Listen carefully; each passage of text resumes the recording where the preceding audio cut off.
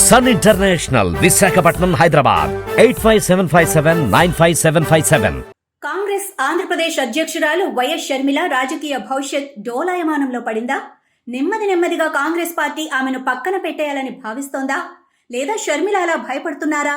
తనకంటే తన అన్న జగన్ను పార్టీలోకి తీసుకుంటేనే బెటర్ అని కాంగ్రెస్ హైకమాండ్ సంకేతాలు ఇస్తోందని షర్మిల భావిస్తున్నారా? అంటే ఇటీవల కాలంలో ఆమె చేస్తున్న ప్రకటనలు, మీడియా సమావేశాల్లో మాట్లాడుతున్న మాటలు వింటే అవుననే అనిపిస్తుందని పరిశీలకులు విశ్లేషిస్తున్నారు.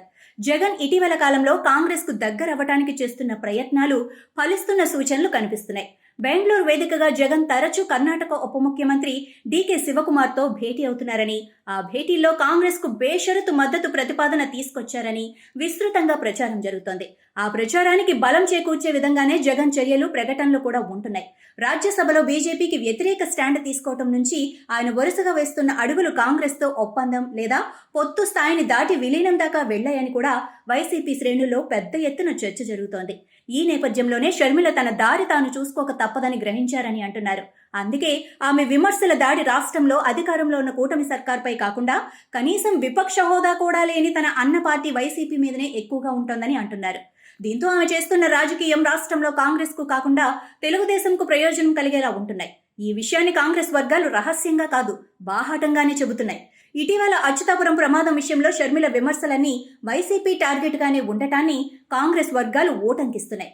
అచ్యుతాపురం ప్రమాదానికి కారణం వైసీపీ సర్కార్ నిర్వాకమేనని, ఆమె కుండబద్దలు కొట్టడమే కాకుండా తెలుగుదేశం కూటమి సర్కార్ను వెనకేసుకొచ్చేలా మాట్లాడారని అంటున్నాయి.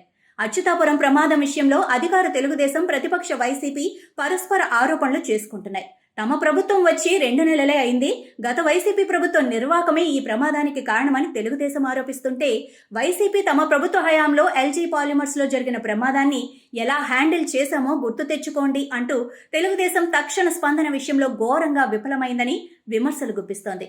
ఈ మధ్యలో షర్మిల తన నోటికి పని చెప్పారు. అచ్యుతాపురం ప్రమాదం జరగటానికి గత వైసీపీ సర్కార్ నిర్వాకమే కారణమని కుండబద్దలు కొట్టేశారు.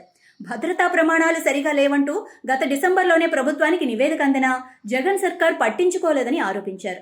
ఆమె మాటలు నిస్సందేహంగా తెలుగుదేశం కూటమి సర్కార్కు మద్దతుగా, అనుకూలంగా ఉన్నాయి.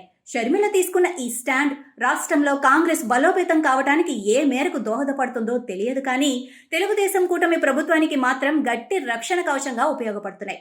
ఇక్కడే షర్మిల అడుగులు కాంగ్రెస్కు ఎడంగా, తెలుగుదేశం వైపుగా పడుతున్నాయా అన్న సందేహాలు రాజకీయ వర్గాలలో వ్యక్తమవుతున్నాయి.